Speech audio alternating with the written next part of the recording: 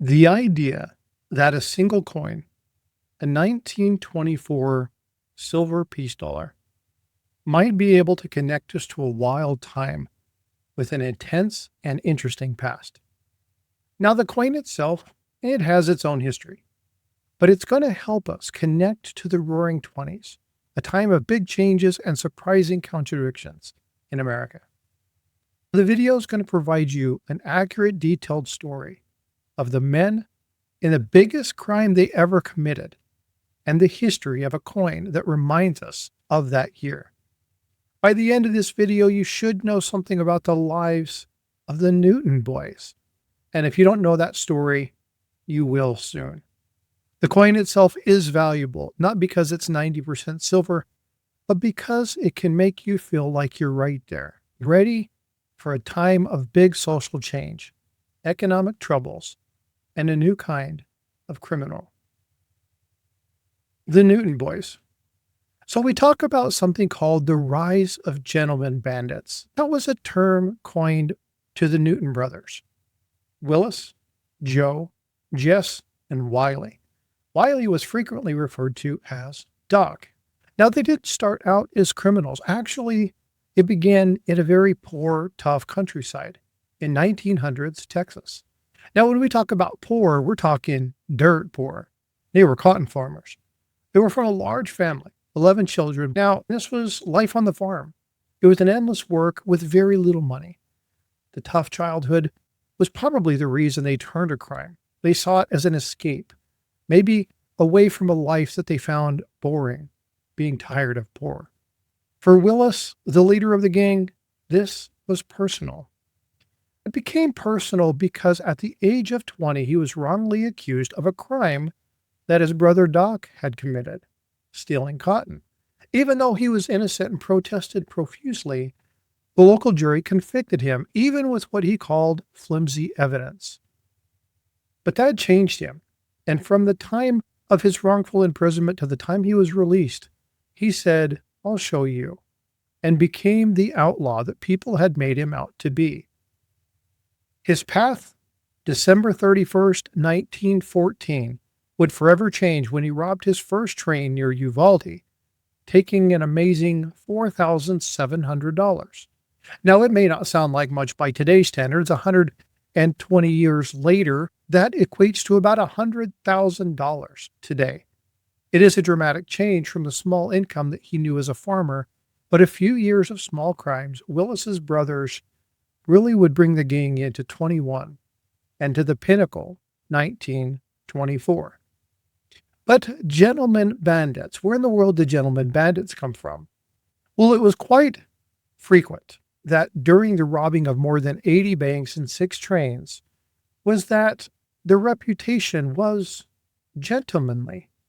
In fact, not only would they primarily work at night, when they did do something during the day, the captors would say they were polite. They made sure everybody was comfortable.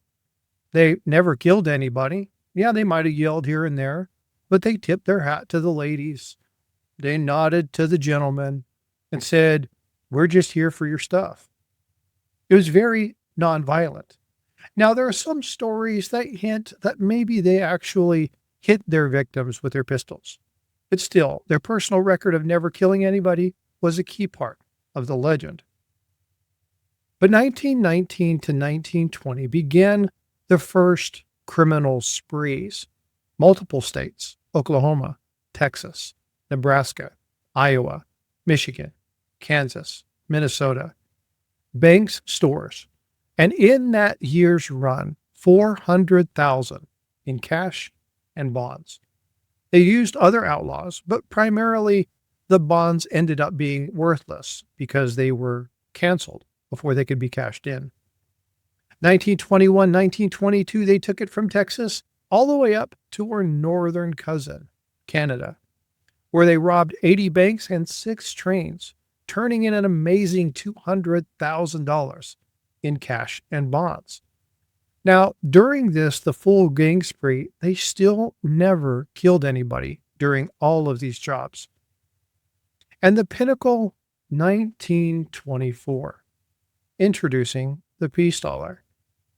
Now, the 1924 was the biggest robbery that this group had ever done, and it was in Rondout, Illinois, June 12th, 1924.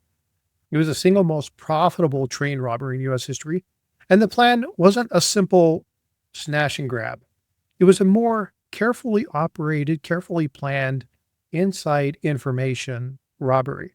The main planner was not a Newton brother. In fact, it was a federal employee, Inspector William J. Fahey.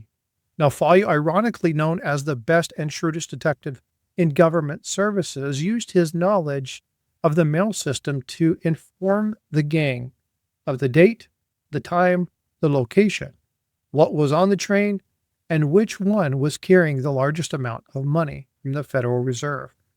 The gang's collaboration not only with criminals from Chicago and a famous mob boss named James Murray showed necessary changes from their small planning to a more complex big city true crime operation. On the evening of June 12th, around 9 p.m., the robbery would go down near Rondout, Illinois. There in Rondout, Illinois, Willie and his partners would board a train and stop it very quietly in a hidden spot. Now, with the help of the 4 other bandits that stole things in black Cadillacs, the gang forced 12 railroad workers out of the car. The robbers shot out the windows and threw tear canisters and things like that, but in less than 25 minutes, they emptied 52 to 63 mail pouches containing over $2 million in cash, bonds, securities, and jewelry. Now, the total loot was thought to be as high as $3 million. And by today's standards, we're looking at about a $45 million haul. Not a bad day for some small town shenanigans. The robbery's perfect plan ruined by one big mistake. Doc Newton, who had briefly left his spot, accidentally shot 5 times by one of his own gang members, John Glasscock.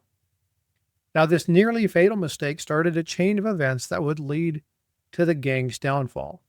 With Doc badly wounded, they had to take him to a cheap hotel where the tip led authorities to the criminals, and one by one, the brothers would eventually be captured. The Newton brothers not only were put on trial and sentenced, but it kind of surprised a bunch of people. See, the outcome was surprisingly light. And the main reason for this is that they testified against the corrupt postal inspector, William Fahey, and the Chicago gangsters because they held a long reputation for being nonviolent. They received very small sentences. Jesse was released from Leavenworth prison after 9 months. Joe, just after a year. Willis after 4 years, and Doc after 6. Now, Doc's longer time came from an earlier prison escape, so he would only serve 4 along with Willis, but he had to cover his extra 2 years. It seemed that the prosecutor was more interested in making an example of the federal employee and the mob boss than he was from these presumably minor characters from Texas. Anyway, and it's an amazing story, a lot of fun. Subscribe to the channel, hit the notification bar, and don't forget to comment down below, letting me know that you're interested in stories like this. If you want to know specific information about coin collecting, numismatics, maybe do some coin roll hunts, let me know. I'll be happy to engage in that. Also, if you have questions on coins that you looked at that may not just seem quite right, maybe the deal is too good to be true and you want to know more about it, send us the information and we'll help you review it live online during one of our Saturday or Sunday live streams. All right, folks, there's a lot of things for you here. Please come check out the videos, check out the live streams, watch the shorts, comment frequently, and you know what? I will see you in the streams. Take care.